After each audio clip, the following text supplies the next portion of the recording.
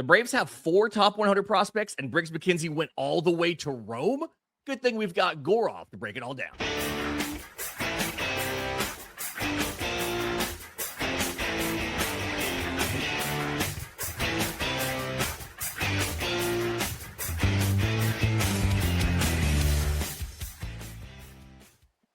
Yes, welcome on in to Braves Today, a production of the Belief Podcast Network and presented to you by FanDuel. I'm your host, Lindsay Crosby, author of the Braves Today newsletter over at bravestoday.com, and absolutely thrilled, chuffed, if you will, to be joined by Gaurav Vedak, Braves prospect, knower, just expert, the go-to person if you want to know about a Braves prospect. I would argue, and I think you've heard this from other people, that there's probably not a better source outside of the organization that knows the details of Braves prospects like Gaurav Vedak. So thanks for coming back. Thanks for being here. And thanks for letting me bug you with a bunch of like super deep cuts in the third segment about guys I want to know about. No, I love it. I have a lot to live up to with that intro. So let's go ahead and get started. Absolutely. All right. The big news, and I want to start with pitching because I'm an amateur pitching nerd. That's what we do. But I want to start with the news that Briggs McKenzie was just moved to high A, because and there's a lot of Braves fans who have never heard this name until now. He was a lefty that was drafted in the 4th round out of high school, and after one start in single A, he opened in the complex. One start in single A, he's already going to high A.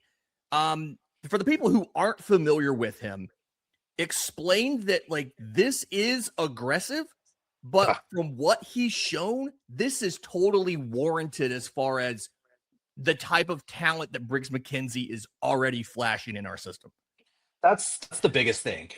When it comes to Briggs McKenzie, he's a 3-pitch pitcher, primarily 4-seam, changeup, curveball. He threw in a 2-seam a couple of times in his last start, but primarily those 3 pitches. The reason why he was so aggressively promoted is because of the way he pitches, his ability to spin the ball. Mm-hmm. Going into the draft, he was known as a pretty much a phenom when it came to spin. He had a 3,100 RPM curveball in high school.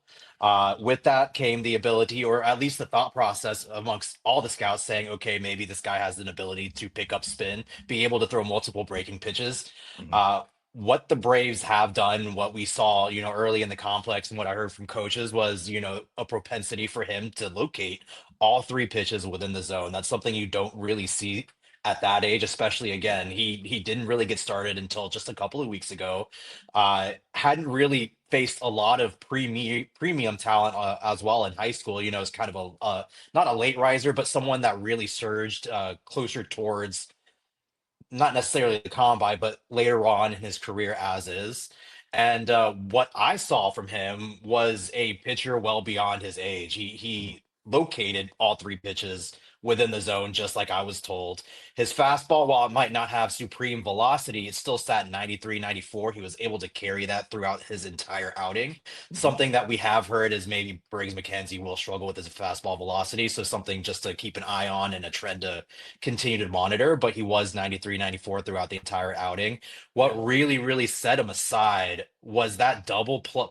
Okay, let me slow down. I'm not going to say double plus, but was that outstanding changeup and curveball. You don't typically see someone of his age, 17, 18-year-olds, be able to handle spin that well. And what we saw with Briggs was unique ability. That curveball, while it's not a traditional 12-6, it moves more like a sweeper. Unbelievable. When he locates it at the bottom of the zone, that thing just completely wipes out, and it is something to really watch. And then his changeup, what I saw was well beyond what I expected. That ball essentially died. It had, I think, somewhere like between 14 to 16 inches of vertical movement, along with the velocity of that sat around 87 to 89 to go with his 94-mile-an-hour fastball. It's a lot to like. And because of his very, very unique ability to throw 2 breaking pitches at an elite level, along with locating all 3 pitches already in the zone very consistently, that is a recipe for a prospect that's not going to have that's not going to run into too many issues in low A baseball. That's typically your more like unpolished type of prospects, ones that they're either working on something or just very, very young in their career. Yeah. And so when you have a pitcher like this that's able to throw all three whenever he wants to all parts of the zone, you're going to not necessarily, it's not the best way to evaluate him is what I'm trying to say. Yeah. So getting him up there with higher competition, really being able to get him with players that are able to recognize spin a little better, maybe are able to lay off that sweeper when it's lower in the zone and falls out of the zone for a ball. Things like that is what you really want to see, how that's how you really want to address how good of a pitcher he is, how good of a Mhm. pitcher he can be. So with Briggs, it's not necessarily because of one start and it was so dynamic that he was moved up. It was more along the lines of because he's so unique in that he has two breaking pitches that grade out as plus to near double plus. It's just not going to have much competition in Augusta. Yeah. So really, I love the move for Atlanta. I can't wait to see him in Rome. I don't expect him to move anywhere else the rest of the season. Yeah. But I mean, who knows if that changeup and that curveball continue to develop, and we see that maybe the fastball velocity tick up instead of 93, 94 to 94 to 95, 96, Yeah. and he's showing a propensity to throw it up high in the zone consistently. Well, then you have a very unique unicorn of a pitcher that is gonna, end up being top 100 in less than a year. So it's hard not to get very excited after just one start with Briggs, but it is important. It is important still to keep your expectations down a little bit. Instead, just kind of enjoy watching him pitch because it's very different. It's not something that I'm used to seeing someone that age be able to do. And yeah, that game, that start he made was just something else. Yeah, it was a ton of fun. One hit, one walk, 8 strikeouts in 5 innings. To contextualize for everybody real quick, I just kind of want to, step in here. We talk about the spin rate on that curveball being, you said roughly 3,200 RPM, I think. Correct. 3,100. Yeah, 3,100. 31 to 3189, I believe, is like around the max level. There you go. To kind of contextualize that, one of the things about veteran Charlie Morton that kept him in the league so long was he had a very, very good curveball. And spin rates alone do not make a curveball. But Charlie Morton's final season in Atlanta, his curveball had a spin rate of 3,085 RPM. And that was considered one of the best curveballs, even when he was not the same caliber of player. It was considered one of the best curveballs, one of the best spin rates that you would see. So I just to try to contextualize for everybody how good of a pitch this is and how unique it is. We're talking about Charlie Morton. Essentially, the whole back half of his career was based off of that curveball. Yeah. And this is a kid that Atlanta took him in the 4th round out of high school. He turns 20, I think, this October. And he's got a pitch with similar characteristics, similar inputs into it. So that's what Braves fans have to know. Another great shout out, Reddit Shaw. We keep doing it every time we come on here. A great find in the 4th round. This is what the Braves do. They underslot a guy early, save a little bit of money. They grab a prep and they overpay him, overslot him to come, to come to Atlanta's system. And then from there, you've got a demon here. The changeup looked really good as well. It's just, Yeah. I'm super thrilled with this, and honestly, just can't get over what a find. It's almost not worth talking about how did this kid fall so far, because these things just kind of happen. But outside of I just feel like there's so much to be excited about on the pitching side here. Carter Holton is back pitching again. And I think we don't have confirmation yet. It may be confirmed by the time the show comes out, but he's going to be moving up sometime soon. What did you see from him in that complex level start, and kind of what have you heard about his progress after barely pitching at all in 2024? That's the big thing. Didn't pitch much whatsoever at the tail end of his college career. Of course, had to set out some time. So expectations for Carter Holton, at least for me, were extremely low. Just wanted to be able to see him kind of exist, be able to get out on that mound, He is a ramp real up some person, right? innings. He Exactly, does live. right? Okay, yeah. You just wanted to see him literally exist on a baseball field. I had almost no expectations. He was, that fringe top 30 type of player. Mhm. But what we saw in complex, what I was able to hear from coaches was he's primarily a 5-pitch pitcher. He was heavy four seam, Yeah. closer towards, 40%. Not that Owen Murphy, 60% fastball utilization, but sat closer to 40. He did also showcase a two seam, a slider, and then, of course, the curveball and changeup that we heard about in college itself. Yeah. What caused him to kind of move up as fast as he did, I personally expected him to spend a lot more time in Orlando just because he did miss so much time. But what he was able to do was locate all of those pitches within the zone. Yeah. And when you're in the complex and you're locating that many different pitch types in the zone, you're not going to have much competition. No. And it's just not, again, it's not a really good way to evaluate a pitcher when he's overpowering everybody just because he's able to locate it within the zone, right? Mhm. And so, with that, another characteristic was he induced, I think, in his last stint, it was 3.1 innings. He induced 30 swings, which shows that he lived around that zone, right? Yeah. He was not poorly locating anything. And again, with that pitch mix and overall the ability to use all six of those pitches more than I have it as five of those pitches. Each one had more than a 10% usage rate, right? So not someone that just will throw one pitch one time and kind of sit it and forget it. Instead, that's someone that is trying to specifically figure out how he can utilize his pitch mix throughout an outing. And so with Carter Holton, when we get to see him in Augusta, and I do believe I have heard he is in Augusta as of right now, he Yeah. just has not been Like activated by like the team. physically in Augusta. Yeah. Correct, correct. He just has not been activated. So I expect it with either today or tomorrow. But when you do watch him, really focus on that four seam, that curveball, and that slider combination. Those three are by far his best pitches. Mhm. However, again, he will sprinkle in that two seam, as we've seen multiple pitchers this year do in the Braves organization, as well as a solid changeup. Do like I haven't had the opportunity to watch him because this will be his first real action and full season ball, Yeah. but by all accounts from what I've heard from coaches, he has impressed. His ability to locate all of those pitches within the zone is impressive as well, and I expect him to move relatively quickly. He's coming from a program with great accolades and Vandy, so the level of competition he's faced in that SEC should quickly be able to that's going to be better than something you see in low A, right?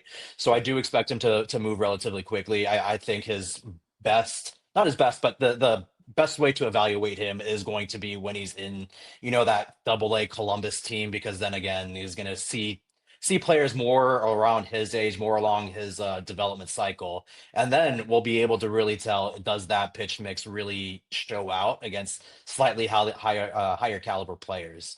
So again, kind of like Briggs McKenzie, it's kind of like a toy that the Braves get to add, someone that we didn't really expect Yeah. too much to see this year, but has already had really, really positive returns. Yeah. Just continuing to bring in, to add pieces and to to remind everybody here, he was a 2024 second rounder, and they Yeah, knew they weren't going to get much out of him.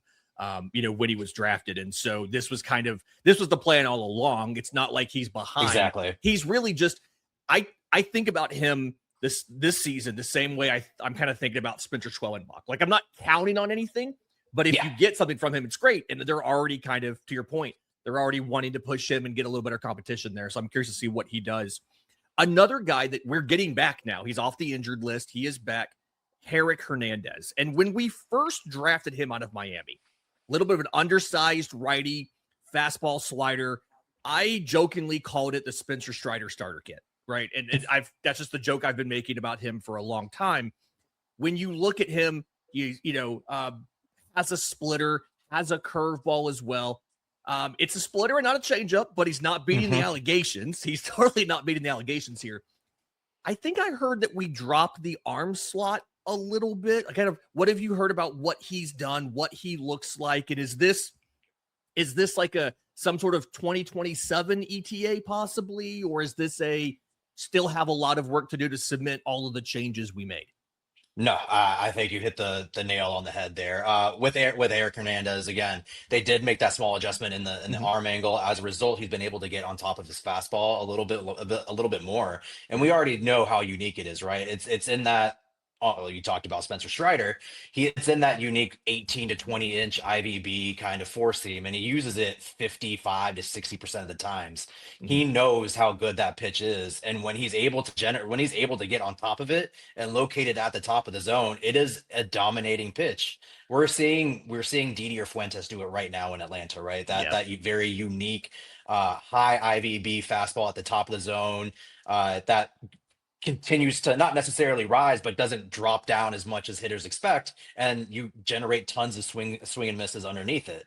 Uh, because he's got that, he's already got that one premium pitch. You combine that with a truly elite slider, and he's got a two pitch mix that you can imagine him in the bullpen already, Yeah. because that's a two whiff generating pitches, two that he's able to locate to multiple parts of the zone.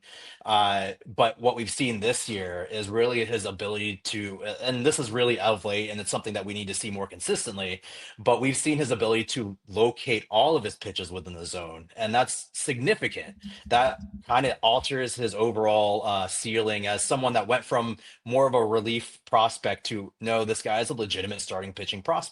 Yeah. When you're able to establish account with the fastball up high, he's got the slider that goes east west, which is perfect. And then you talk about his splitter, which he's able to keep at the bottom of the zone. It allows that force team to play up even more. Yeah. And again, right now he's locating all five of those pitches within the zone, and because of that, like, not only have I changed my stance, I don't see him as a relief prospect anymore. I want to keep him as a starting prospect, a starting Right. pitcher even longer. Mhm. Of course, you do have the potential health issues because he is undersized. Yeah. But with his ability to locate all those pitches, you're talking about a player who's kind of similar to an Owen Murphy, where he's in the zone a whole lot, but the calling card is the really, really heavy fastball that just blows hitters away because of how unique it is. Yeah. Quick cleanup here. I called him a righty. He's a lefty. That was kind of dumb. Yeah. But to the point of the undersized thing, I'll edit that out. 5'10", 205, fourth round pick in 2024. And it really, he's another guy that I point to when people talk about Atlanta's kind of what they're looking for in the draft. I'm like, you're looking for guys that have outlier stuff that come up on the models, right? And he feels like a guy that models are gonna love because of how unique 100%. those things are. You talked about wanting to keep him as a starter. Seeing the success of Didier Fuentes makes me want to say, hey, use him as a reliever first and break him in there. But either way, another really, really exciting piece. We've gone kind of long on pitchers. Before we get out of here, I want to give you an opportunity. I mean, I knew we would. I want to give you an opportunity real quick. Educate the people on Davis Polo, because I feel like right now one of the more underslept pitchers in the system is Davis Polo, and he's been really impressive with what he's done in a small sample size this year. No, I love that you asked that question, because it's not a question I've been asked a lot. And with Davis, we talked about Herick Hernandez and his ability to generate whiffs, right? He's Mhm. been a high whiff generating pitcher his entire time. With Davis Polo, you have someone very, very similarly, but how they do it is completely different. I know a lot of people know of him because he was considered a top 30 prospect by Baseball America for a couple of years, but Braves fans never really got the opportunity to see him. Yeah. So what we've seen so far this year, and who he is as a pitcher, he's a three pitch pitcher. He's four seam, slider, changeup. But what he does differently than most starting pitchers is he's kind of similar to Briggs McKenzie, but not the same level. He does things differently because his slider and his changeup are by far his two best pitches. Okay. He pitches backwards, and he uses his four seam probably like 18 to 20% of the time. Very, very small Yeah. usage on the four seam. Very interesting. So right now the numbers are fantastic. He's someone that's generating 18 to 22 whiffs to start. The slider and changeup are absolutely dominating, but I do want to see how that overall philosophy of being primarily slider changeup plays out when he moves up to a high A Rome, to a double A Columbus, when you have, again, a little slightly more polished hitters, because right now you're facing, you know, not the lower ceiling, high ceiling, but Lower lower floor floor. players Yeah. right now. And like when you hit them with the slider and the changeup, they're yeah, they're just gonna have issues with it if you're throwing it in the zone. So I really want to see how Davis does in Rome and in Columbus before I really put that stamp. Oh, he's definitely, like a top 15 type of prospect. Yeah. But right now he is checking the boxes and he is showing a propensity to be able to throw both of those breaking pitches for strikes as well as his four seam. Yeah. And for him, I feel like one of the things too, because of the injury and missing all of 25, coming out of getting back to competition and getting like the physical growth that he's had, he's just now 21 years old. And so I feel like that taking that leap is also a thing that helps. I'm really curious to see. I do think, to your point, the fastball's got to be what gets better, but there's plenty of time to do it. And maybe I was expecting a little more velocity right out of the gate. And that may have just been kind of a fault of mine looking at his age and everything. But I continue to just be amazed at how this organization finds pitchers wherever they may be. Hernandez was a JUCO guy for 2 years, went to Miami for 1. You have Briggs McKenzie out of high school. Davis Polo was an international free agent out of Columbia and not anywhere near the biggest signing bonus in his class. And so it still feels, and we're going to talk draft if you like it a little bit. It feels like the core competency of this organization, as much attention as the position players have gotten, is still the arms and their ability to find guys, develop them. And as these guys start adding pitches as they continue through the minors, you can really kind of just dream on what these guys are going to be in the future. And I just think the pitching pipeline is in a really good spot. And maybe Braves fans don't realize how heavy these waves are that are making their way to Atlanta. You're definitely right, especially the top of that funnel. J.R. Ritchie, Owen Murphy. Yep. There's quite a few arms that are in that really premium tier where you look at them and they're major league type of players. They're the ones that maybe might be in the minors right now, but their careers are going to be really, really long because of their ability to pitch as is. I mean, we talked about we talked about JR. You talked about JR Ritchie and his ability to throw multiple pitches. Carter Holton now showing an ability to throw 5. It's very interesting, and it's a trend that I want to continue to watch. Last year before the entire new wave of personnel hires in the minors, really the Braves were stringent upon let's get you 4-seam sweeper. Let's get that tuned in right away. But what we're seeing this year is, okay, let's see you throw a 4-seam. Let's see you through a 2-seam, a cutter, a curveball, a changeup, a splitter. Throw it all. Let's see what works. We'll teach you how to spin a ball a little better and all that. But it's been kind of a 180 in terms of how they develop pitchers. And while the results at the beginning of the season were like, eesh, we're starting to see some of that really, really play out lately. Yeah, it's here's a kitchen sink, and then we'll see what you pick up naturally. We'll see what we can make better, and we'll pull some things away as we get there. So definitely love where that's heading. Another thing that I love where it's heading is the position players. I kind of want to let's talk about Tate Southisene getting promoted, some different moves up and down. We'll do that next right here on Braves Today. But first, this episode's brought to you by our friends at IQ Bar, our exclusive snack, hydration, and coffee sponsor. IQ Bar protein bars, IQ Mix hydration mixes, and IQ Joe mushroom-infused coffees are the tasty, low-sugar brain and body fuel that you need to win your day.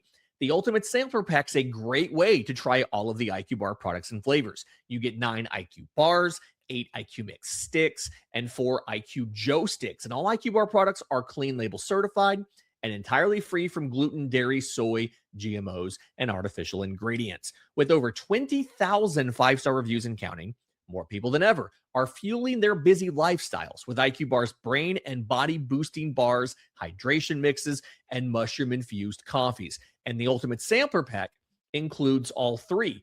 Right now, IQ Bar is offering Braves Today listeners 20% off of all IQ Bar products, including the Ultimate Sampler Pack, plus free shipping. To get your 20% off, text MLB to 64,000. That's MLB to 64000. That's MLB to 64,000. Message and data rates may apply. See terms for details.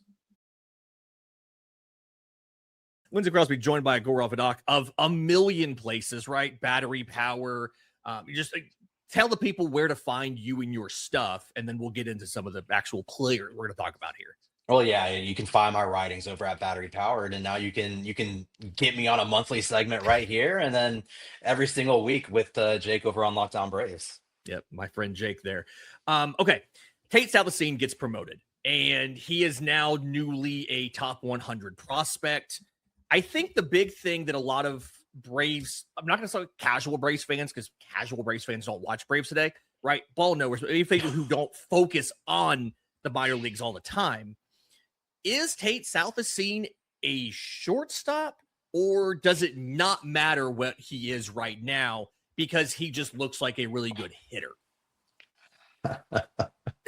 It's a loaded question. It's a little bit of a loaded question. That is difficult. Yeah. I wish I could say shortstop, but we just haven't seen it this season. He Yeah. had to play second while over in Augusta. We know that Alex the Braves Lodiz, draft. right? Oh, sorry. Yeah, exactly. Yeah. And we know the Braves drafted him because he's a supreme athlete that could profile shortstop, second, or center field. Mhm. I think it might be a little too early, just based on how young he is and based on how much he's had to take on to start this season. Again, he's already moving up. He's moved like he was in full season right like a week after he got drafted, something that you Yeah. don't see high school, especially Yeah. high school 13 prospects. games. Yeah. Yeah, just it's been rushed already throughout his career.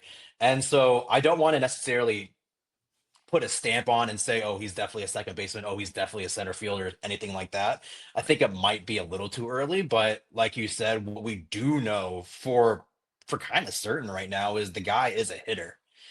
His approach at the plate, exactly what you want from a first round pick. He doesn't expand north south. He doesn't expand east west. You can get him up high with a fastball every now and then. He does have spells where he'll have a game where he chases up high. He chases the high fastball a lot. That's what all young hitters do, every Mhm. single one of them. But Yeah. he doesn't do it consistently. It'll happen every now and then, but what we see consistently is a hitter that's able to locate, that's able to recognize spin. He recognizes what quadrant the ball's going in. Like I haven't seen him take that many ugly swings either. Even when he's out in front of a pitch, it's still looking like a solid good perception by him. Let's say that Yeah. it's not necessarily off the wrong foot or anything like that. And his ability to do that, he's not expanding. He's making really really good contact. He has really good EV numbers, consistently hitting the ball 104, 105 plus, getting it up there with 110 at times. That's up there with like a Connor Essenberg. Without, we don't necessarily think he's got that kind of power, but he does still hit the ball very very hard. Mhm. He's looking like a potential 3 4 5 player, someone that's got a 300 batting average because he's got a fantastic hit tool, a Mhm. 400 on base percentage because again he recognizes that spin, he doesn't expand that zone, and then potentially a slugging over close towards 500 because his swing is conducive to a ball that it's conducive to generating backspin. So even when he does square the ball up a lot, but when he's getting slightly under it, that ball, it generates so much backspin and it continues to rise. So with Tate Southisene, you're looking at, well, guaranteed 100% a top 100 player. These kinds of prospects don't grow on trees, but what you're seeing is someone that continues to develop. And really, I don't know where his ceiling is. I mean, if he's able to hone in at shortstop, that's a five. That's potentially a five-tool shortstop with a very, very strong arm. He does need to get a little better with his footwork on the defensive end. His arm is completely fine, but once the footwork is there, maybe that's a player that's able to stay in the infield. And if not, I mean, with his speed, he should be very, very strong defensively in center as well. And I'm not opposed to having one of those guys like a Tommy Edman who can play short, who can Yeah, play second, who can play center field, and just give. I mean, we see how useful the versatility Mauricio Dubon has. Like absolutely. how useful that is at the major league level. I'm not opposed to, hey, let the kid work on all of them, and you have the option to move him around if you need to, if he can handle that as he moves up the ladder. Um, Absolutely. the corresponding move here was one of our favorites, guys, Yeah. a guy that we gushed on a couple times in the past, Cody Miller. He goes down from Rome to Augusta, and he's now going to be sharing time with Alex Lodiz in the infield. Um, Yeah. yeah, it's like I'm still a believer. Rough start to the season for him, but like quickly, nothing to be super concerned about. Just Is it a little bit of adjustment and sample size, or is some of this like, is there actual warning signs to be worried about? I wouldn't say warning signs, but what has happened is the hit tool has not progressed as we expected. Mhm. He was the reason we talked so much about him prior is because he put up outstanding numbers at ECU, and Yeah. even His he didn't debut play. was great too. Yeah, exactly. And he had strong numbers against Power Four conference players and things like that, but the sample size just wasn't there, and we it was pure projection in terms of what kind of player he would be. I had him really high because the skill set's there, right? Double plus speed, good power, a really great arm, someone that could play multiple positions. And at the time, it was like, okay, the hit tool looks like it's really solid. Will it continue to progress? Unfortunately, this year the hit tool just hasn't been there. As a result, they sent him down to Augusta. I think the pairing between Lodis and Cody Miller kind of worked perfectly in terms of really high upside players that need to work on overall approach. They need to be able to sit there, see pitches. Because right now, Cody Miller, because that hit tool isn't playing up, you're starting to see him press like he hasn't before. He's expanding more than he has before. He doesn't look quite like the player that he was last year. And so, again, tiny sample size in the grand scheme of things, no reason to actually be, scared of him developing or anything like that. But the matter of fact is, the hit tool hasn't been there. He's at a sub 200 batting average. That resulted again in him chasing more. The on base percentage plummeted. I think he might still be below 300. I don't have it off the top of my head right now, but it's not where it should be. And then as another result of that, because the swing isn't there, the swing mechanics aren't there, and he's not hitting for power. So I think all Cody needs to do is just take a deep breath, reset down in Augusta, and really focus on what kind of player he was. And that's someone that knows the zone, that doesn't expand and recognizes spin really well. So all is not lost for Cody Miller. Very small sample size. But the reason why he did get demoted was, plain and simple. Tate Southisene was playing extremely well, and he wasn't. Yeah. But no real reason yet to be wary of him or to be worried about his progression. Just something to monitor. Can he again just take a deep breath and slow things down? All right. The Cody Miller stance in the Discord. Take a deep breath. We're okay. We're okay. We're gonna get there with Cody Miller. Speaking of Alex Lodis, there was a lot of conversation heading into the season about the potential next shortstop for Atlanta, right? And probably not for 27, but like, would it be John Gil? Would it be Alex Lodis? Would it be Cody Miller or somebody else? Right? Tate Southisene was seen as being too far away. It like John Gil is significantly farther ahead in the minors than everybody else, being there in Rome, having spent the entire season there. Mhm. And I'm struggling with the numbers are okay, right? He's hitting Mhm. 250. It's like a 758 OPS. He's got close to 10 homers. He's stolen a ton of bags. He's like 28 to 31 on stolen bases. But I think what we have to remember, and I want you to kind of fact check me on this, is when you look at him from an age to level perspective, being only 20 years old and 2 years younger than the average player in high A, it feels like we should still be really encouraged by what he's able to do at that tougher level this season, coming off of a strong spring training performance. Yeah, when it comes to John Hill, that's exactly it. I mean, he's still very young, still doesn't have a ton of pro ball experience, and this Yeah. is really the first prolonged stretch of difficult play for him. Uh, there's no real reason. Again, the approach is there, right? He's a very unique player in that at his age, he still does not expand his zone much at all, kind of like similar to a Tate Southisene. Yeah. The only real thing I have seen of late is his swing just seems to be slightly off, and as a result, he's swinging at the top of pitches very regularly right now. This is really the first time where I've had issues or I've seen people talk about the mechanics behind his swing, because right now it seems as though he's just rotating his shoulders a little too fast and opening up. And that's causing, these swings and misses, the swings and misses as like, yeah, it's causing the swing and misses as well as the weak contact that's happened of late. So when you consider, again, when you say all of that, he's still a premier player. I still consider him. Maybe he's not technically top 100 right now, but he still has that skill set of being a top 100 player because he has those mammoth EV numbers.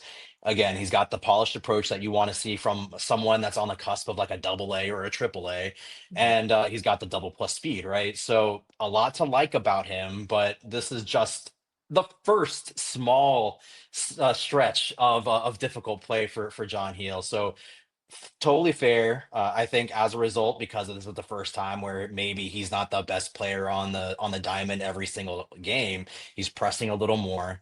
First time I've seen his on base percentage really swing under 300, not on the season, but during the past, Yeah, during the stretch. 14 to, yeah, during the last 14 games. So something to just monitor. Can he fix that small adjustment with his shoulders? Can he stay closed? And then go back to being the John Heel that all of us kind of expected him to be because he did look really good in spring training at what, 19? That's just, Yeah, he looked really good very out there. young. And then they kept him over everybody else and Exactly. just gave him so much extra run. Yeah, and I think knowing, and that's part of the reason why your knowledge and skill set is so valuable, is knowing, hey, there's a reason, and it like they've pinpointed here are the mechanical issues he's dealing with, and all of that kind of, I guess gives Braves fans a little bit of confidence that, hey, this is not like there's still shortstops on the way. It's not just you got to re-sign somebody at the major league level or give the job to Jim Jarvis, which I'm not opposed to letting Jim Jarvis compete for the job. I love what he's done in Gwinnett, but love hearing that there is kind of an explanation there. Real quick, a lot of attention going to the outfielders in Atlanta's farm system right now. Herick Hartman has proven to just be the most talked about prospect, I think, in the entire system from the outside. And the numbers explain that. His OPS in Rome, I think, was just shy of 1,000, 15 homers, 25 stolen bases. Last time I had you on last month, we talked about, does it look like the Braves could have an outfielder ready for the majors by 2028 when Mike Yastrzemski's done, who can take over left field? And at the time, the consensus from both of us was no. Seeing what we've seen from Logan Braunschweig, seeing what we've seen from Herick Hartman, Isaiah Drake having a great year, is the answer still no? Or is the answer maybe a maybe? Like there is a path to one of these guys being ready to at least compete for the job in spring training in 2028. I love that you brought up Logan, someone that just got promoted to Double A, Columbus. Yeah. Wanted to see Everybody him in thought he was a senior Columbus. sign. It's like, no, he's Yeah. legitimately a prospect here. And that's the thing. Right now, I personally have a grade of like a fourth outfielder for him, right? Nothing really Right. supreme about him, but he does everything right. He plays a really solid defensive outfield. Someone that might not be, the next star in the making, but he does look like a legitimate MLB type of player. And I love the promotion to Double A.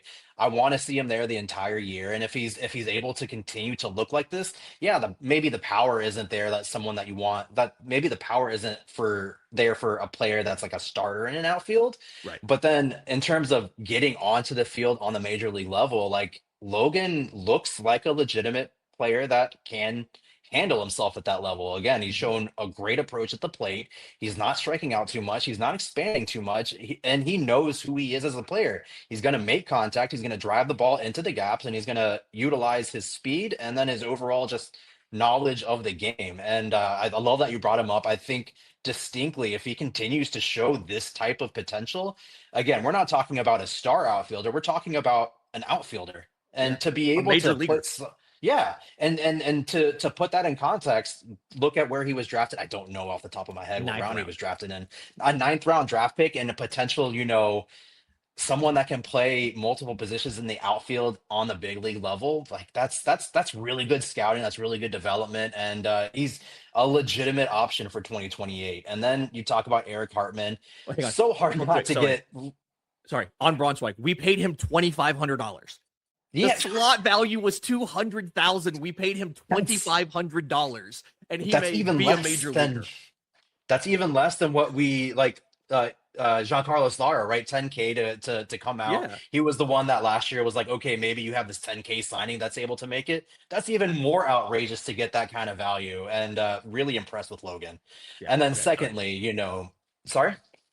I was sorry for cutting you off. I just wanted to throw that out there as like Oh yeah, what a yeah. win in the draft. Okay. Sorry. Go ahead. That's insane value, absolutely insane value. Yeah. And then Herick Hartman, I thought, everyone was talking about him. The sample size was 30 games, and it's like, okay, you gotta stay patient. Yes, everything looks good. The process behind it is the right process. Can he continue to make that level of contact? And it's continued. And if it continues at this level, if he continues to be, a fringe 300 type of hitter with Mhm. that robust on base percentage, and then those mammoth EV numbers, yeah, 2028 is definitely maybe not spring training, but Mid-year call. 2028, I could totally see him kind of forcing himself into that conversation if he continues to not only progress at this level, but play at this level. Yeah. I mean, and he was, and people are going to say that's the bigger deal because he was a 20th round pick, but you have to understand the context of the Yeah, MLB yeah. draft. They paid him $337,000 to sign. If I remember right, that's roughly equivalent to like late fifth, early sixth round. So Mhm. legitimate prospect. You take him that late, it's one thing you have money left over. You don't know about signability and things like that, but love that that's still an option. And you may, in fact, get a guy, or get guys at the majors who were kind of afterthoughts. And a lot of teams, that's a throwaway pick at 20. That's a throwaway pick at Mhm. 9. And Atlanta may have found guys that can actually contribute. It's another sign of, hey, Rennet Shaw, this is, I promise we're not pandering to you. We just think that you're really good at what you do, and we want to talk to you about it. So feel free to come on the show whenever you want. Open invitation. My DMs are open. We follow each other. We make this happen. Okay. If you are not a super deep prospect person and you thought some of these names were a little bit obscure, buckle up because in this third segment, we're going to get deep. I'll be back with Gaurav in just a moment. Final segment of Braves today. Lindsay Crosby, Gaurav Vedak, talking Braves prospects. Let's talk about Isaac Gallegos. And I'm not even sure if I'm saying his name right. That's how deep and obscure this is. But this is the time where you're getting all of the newest players in the system, guys who were kind of afterthoughts. He did he did fine last year as a reliever, mostly for Rome, but this year it feels like he's turned a page almost. Yeah. And I'm starting to think that, like, hey, another late round find. He was a 16th round guy, but been really impressed so far with what we've seen from him. It will really depend on if he can continue this level of control of command as he rises up against higher competition. But as of right now, Isaac has really taken over Rome by storm because of his two seam slider mix. Now he does have a four seam fastball. He does throw all of them not relatively the same amount. He's mainly two seam slider, but the four seam, when he's able to locate it at the top of the zone, then you have the two seam at the bottom. That's a really, really difficult combination for hitters at that level to hit. And then Just the all power. Yeah. slider, exactly. And then the slider, while it's not a traditional slider in the East West, it's kind of more along the lines of I'm not comparing this by any means, Not a but when comp. you talk about Mizuraki, right? Mizuraki with his slider cutter with people, he labeled it because he uses the slider, he uses the which we'll call it slider grip, but it moves more like that cutter. That's Mhm. kind of what you see from Isaac, in that I don't know how he grips it. He might grip it as a traditional slider as well. It moves more like a cutter. Mhm. uh with that and his two seam and then the four seam at the top of the zone, he has absolutely pretty much obliterated his competition in Rome. I really want to see him in Columbus a lot sooner than later. There's nothing really else he needs to check off in high A Rome. Someone that potentially could be a very quick moving. We saw him get time over in the Arizona Fall League last year. Peoria. Yep. That typically means the Braves have him of interest. He's not necessarily on a list, but someone that they think may just need some extra looks, could develop into a player that they're very interested in. And that's exactly what we've seen this year. So with Isaac, I want to see him in Columbus. I want to see how hitters attack that two seam slider combination. But as of right now, again, his ability to locate the four seam at the top, the two seam at the bottom, and then the slider on the inside to left-handed batters and on the outside to right-handed batters has really, really shut down high A Rome. So the numbers are staggering, right? 12K per nine, less than 2 walks per nine. You don't see that type of command. Yeah. Uh, the Braves, I know social media has been hot on the Braves finding relief prospects and things like that. So maybe the Braves have something with Isaac in terms of a pure natural relief prospect to go along with Blake Burkhalter. Yeah. And something I want to point out for everybody too, I want to flag. He has 98 and 2/3 career innings in the Yeah. minors. He's allowed 3 home runs. That Yes. is it. He allowed It's more that than that in two-some at his the bottom. Yeah, he allowed more than that in his one season at New Mexico than he's allowed in the entire time he's been in Atlanta's system. He had 4 homers and 70 innings in college. He has 3 homers and 98 and 2/3. So definitely worth mentioning. Another thing worth mentioning, and I wanted to get to this, is the Dominican Summer League has started. And I will be completely honest. I am a person that really does not pay a lot of attention to these guys until they get to the States. But when you look at some of the names that have come up already, we're seeing, and grab my notes here, we're seeing Jose Maignan, we're seeing Cabral. What have you just heard about from the very beginning of DSL play about this class? Because I feel like this class maybe didn't get as much attention because we didn't have that one massive bonus. They spread the money around and they went with quantity maybe over quality if you're using bonus size as a proxy for quality.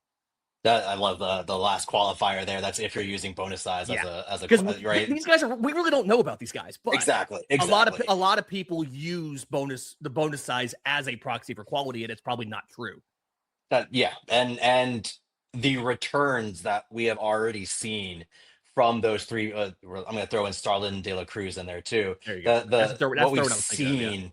What we've seen from them already has been really, really good. Of course, the sample size we're talking about is 3 to 4 games, right? Yeah. But we're talking with scouts going into the season. There was lots and lots of shine around Cabral and his exit velocity numbers. He was tearing the ball off the cover during simulated games before the season started. Starlin De La Cruz didn't get started until maybe a week before because he was suffering from an injury, but he actually did not get his season started up until I think it was like 2 or 3 days prior to the season starting. Yeah. And all he's done so far is have a 1300 OPS. He already hit his first career home run, already has a double. He's hitting well over 300. The returns that we've seen from Cabral, Maignan, and De La Cruz have been staggering. That's exactly what you want to see from the 3 players with the biggest bonus pools or the biggest bonuses from that period as well. Yeah. And I will say Jose and Starlin right now have looked particularly strong. They appear to be able to recognize spin better than a lot of their teammates. Again, the DSL is primarily a fastball league. So when you see hitters actually hit off-speed pitches, it's staggering because they're not used to seeing that kind of pitch. Yeah. And so when Starlin and Maignan have been able to. They've already shown the ability to do that.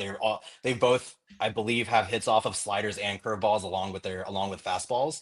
So like that's already a very unique trend to see, and we're seeing it extremely early in their development. So a lot to already like about them. Those are 3 players that have really high offensive potentials, high exit velocity numbers, and what appears to be advanced approaches for their age and the period that they're in. So we have needed something like this in quite some time. The sanctions that hit the Braves really put the impact on it took years, right?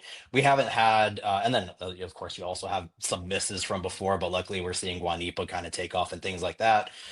This is where the depth comes from. This is where your wild cards come from, and so it's very promising. The returns so far are very, very promising. And if you're a Braves fan, you really want them to continue to develop because again, these are really where the wild cards are from. You don't have much information on them. Any of these can really take off and be one of those premier prospects. We really don't know. That's why you kind of invest in them and see how they develop. So a lot to like about them so far. I'm keeping my eyes on those three in particular, but there also been a couple of other players that have kind of showed out a lot stronger than expected. Yeah, it's I wish that we could watch the games. I wish we could watch complex level games. I mean, I know that orgs have the feeds. Nationals have a stream. Actually, I was very impressed. The Nationals, I hate to do this. They do a lot of really great stuff. They have a player development Twitter account. They're putting out data. They do the stream. Braves, do this. Please do this for us. Do it for me and Gaurav. If nobody else, do it for us, please. I'll watch every single DSL game. There you go. I actually 100% believe that. Yeah. Okay. So I'm in no way thought you were joking when you said that. No, I'm not. You're not. All right. 3 kind of bigger picture questions real quick. I want to get your thoughts on.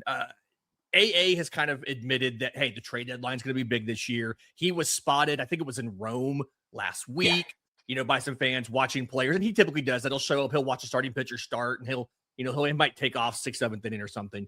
If you were outside the system looking in, who is like an underrated trade piece that you think MLB teams maybe would have a lot of interest in that maybe we're not thinking? Because I know a lot of people, when they try to build trades, they're going solely off of the big names, right? Yeah. J.R. Ritchie or Owen Murphy and all of that. But like, there's guys in the system who other orgs would want. If you were outside the org, who would you want to acquire via trade if you could do it? So you know how I evaluate pitchers, so you probably already know where I'm going to go with this. Probably. I think one of the most underrated trade pieces has got to be Herick Hernandez.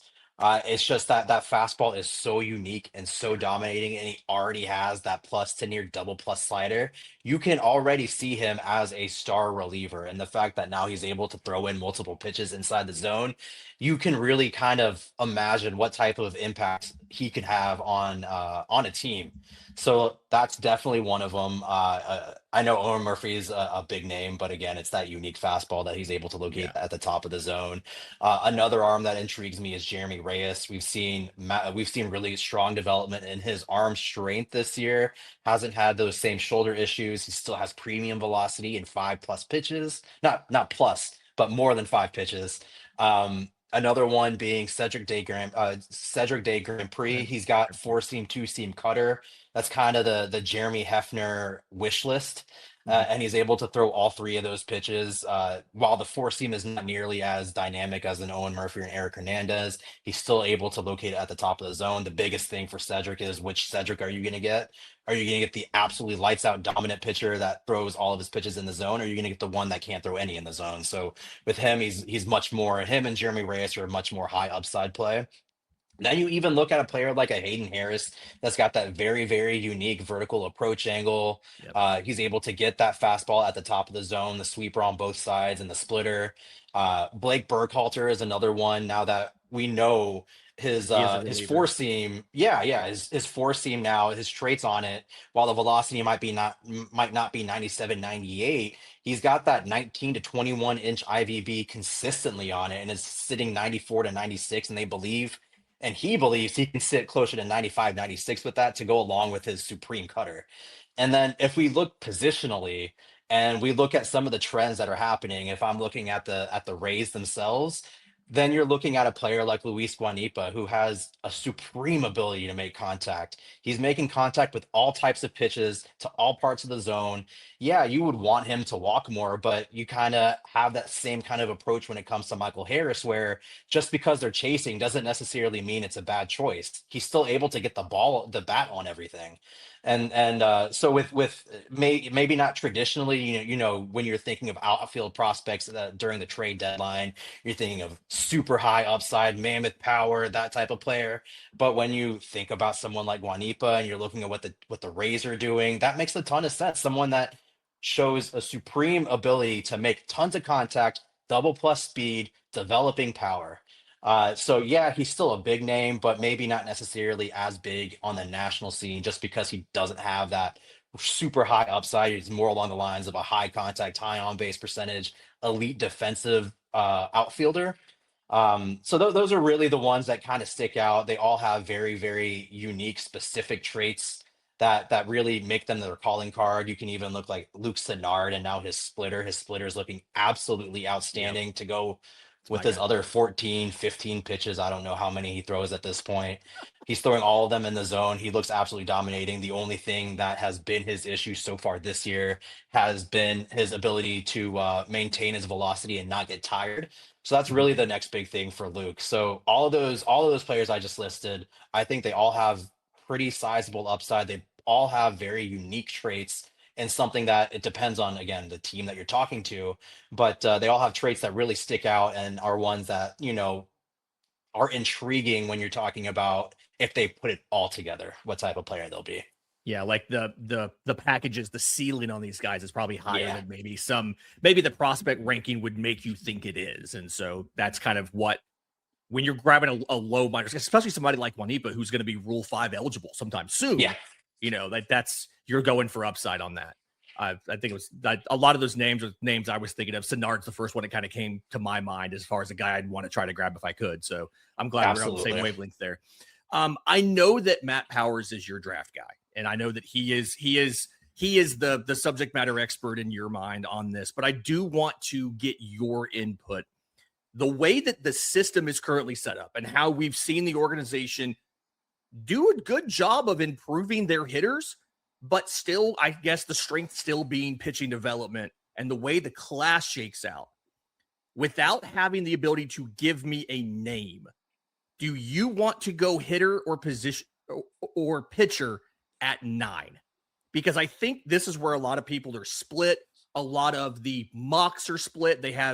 I've seen Tyler Bell is a common name Yeah. to Atlanta, that's shortstop out of Kentucky. I've seen, a couple different arms with a Chia Rojas or whoever it might be. What do you, who does Gaurav want us to take? What direction do you want to go at pick number 9?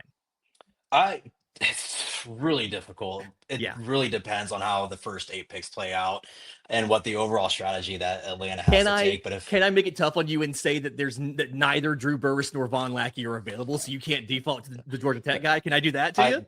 Von Lackey was already eliminated. That was never going to be a Yeah, question. Never no. even remotely thought that was going to happen. I think right now I kind of stand. If I put on my if I put on my hat where I put on if I put on my 2025 Braves lens on and I think Yeah. about the draft, I think what makes the most sense as of right now is potentially a college bat at 9. With that, what I'm hearing so far, and the reason why I have this kind of thinking is what I'm hearing right now is sounding like this year's draft is going to be a lot like last year's, and that's you're loading up on more. On a quantity of good players versus going after maybe one or two very specific elite players. Yeah. And with that comes a strategy that you're going to go underslot multiple times and then reach for a player like a Briggs McKenzie, reach for a player like a Connor Essenberg that Mhm. have those outlandish attributes, but maybe haven't put it all together quite yet.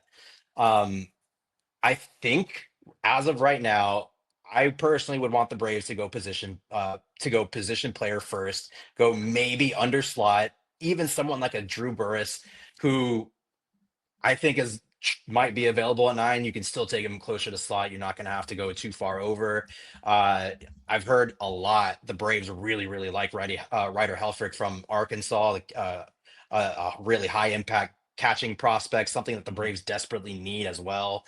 And then of late has been Tyler Bell from Kentucky too. But then if you take the other portion, if you go the other route, then the other person I've heard a lot has been sorry, what's his name? Gio Your Rojas. Rojas, yeah. And with him, despite being a prep player, you still assume he's going to actually be under slot at 9 because he might not have the attributes or he might not have the total package to get that outlandish top 10 pick money as a prep player. Mhm. Um, I've said a lot of different words. But if I had to actually answer your question, yeah, I would go bat early, and then I would probably load up on some prep arms in the middle towards the late end of the draft. I think the 2025 blueprint that you saw, where the Braves go underslot a couple of times and then find unique senior signs that aren't senior signs, Yeah. is most likely the strategy that's going to happen, because you still need more players within the organization. You still need to fill up, because yeah, the system is a much better place than it was in years past, but most of that talent, that high level talent, is still at Rome and below. So you're still having to fill those gaps with a bunch of different signings at Gwinnett and Columbus. So I still think the Braves take that same approach. You still need quantity over necessarily good quantity over that premium route of going, the route of going the One premium elite picks. guy. Yeah. Yeah, one or two elite prospects. It makes the most sense to me at this time. Maybe that's something you go after in a couple of years when you have more depth, in the higher minors and double and triple A. But as of right now, it just makes the most sense to go for, good quantity over that really specific, George Lombard type of player, where you throw your entire bonus pool and hope that he pans out. Yeah. And I think that we saw the Braves be successful. Like Cam Nitty was at slot, which I Yep. think a lot of people were surprised by. Southisene was I think 1.3 or 1.35 under Yep. slot, and he's now a top 100 prospect. I think he was seen as somewhere like a second round, like a pick 40, 39, something like that, and he ends up going early. And then that money savings went to Briggs McKenzie. People don't realize Briggs McKenzie got the biggest bonus of anybody that we signed in the draft last year, and he was taken in the 4th round. And we've seen them do that same model. AJ Smith-Shawver was 5th round pick, if I remember right. So I like your idea of, yeah, you grab the position player at that position, or at that spot in the draft. It's probably going to be a shortstop or a center fielder, but maybe it's a catcher, like you said. And then from there, it's going to be one of those 3 positions. You don't take anything else at 9. But from there, I trust Ronit Shaw and team to find the impact guys later and under slot. The one guy that we signed last year as a senior sign outside of Braunschweig that I didn't think was going to be a senior sign that has not worked out so far is Cade Woods out of LSU, the 10th rounder. He was injured a lot in college. And I was like, okay, 2 different SEC teams had him in, because I think he started at Alabama or Texas and then went to LSU. Correct. And so I was like, okay, this is going to be a guy and this is going to work out. And it looked really good last year. And so far this year, it hasn't been much. I know it's a small sample, 6 2/3 innings, right? But I was really wanting that one to work out, because I felt like that was the perfect example you're talking about of, you find a guy with some traits that if he had been healthy, he would have been taken a lot higher if he had the innings. And it didn't work out. So I'm happy with this draft strategy. I'm happy with the way they've approached this. And I think even though you're up at 9 for the first time in forever, like you said, don't blow it all on one guy. Just, spread the money around, grab a bunch of quality players. Let's restock the system. And then you can still develop and scout these guys into being potential stars later. So I'm glad we're practically the same person. I love it. It's great. Sorry for keeping it so long. Thank you to everybody who's here an hour into the show. Where can Braves fans go to get more of Gaurav and all of your content and all the fun stuff you have coming up? Everywhere. Like I said, you can find me here once a month. One of my favorite, I know this is going to be one of my favorite times. I always enjoyed my time with you, Lindsay. Thank you. Weekly with Jake over on Locked On Braves, and again, you can find me. I'm the leader of the battery powered minor league baseball crew. I only cover the Sunday games, but I'm there every single day. Yeah, and I think I even saw you recently. I think it was on Hammer Territory as well. So just making the rounds, getting everybody, and that's a testament. Like we've talked about before, you've been on the organization's official podcast. This is, if you guys aren't following Gaurav on social media at GVEDAK, make sure you're doing that. Tons of great info. That'll do it for Braves today. Please like the video. Please subscribe. We will see you next time.